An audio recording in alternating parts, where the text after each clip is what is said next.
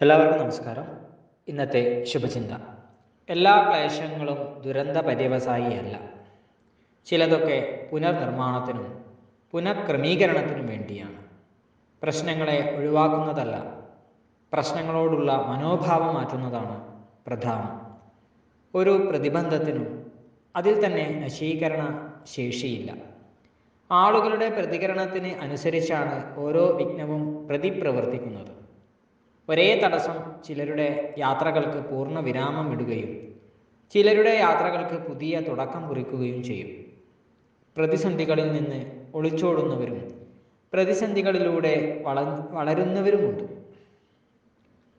എല്ലാ ചുമടുകളും ഒഴിവാക്കാൻ ശ്രമിക്കുന്നവർക്ക് അവരുടെ ഒഴിവാക്കൽ ശീലം ബാധ്യതയാവും. ചുമടുകൾ സമ്മാനിക്കുന്ന ശാരീരിക ശേഷിയും പ്രയോജനവും ചുമട് എടുക്കാത്തവർക്ക് ലഭിക്കില്ല. എല്ലാവർക്കും നന്മകളുണ്ടാകട്ടെ. എല്ലാവർക്കും ജീവിത വിജയം ഉണ്ടാകട്ടെ. നന്ദി, നമസ്കാരം.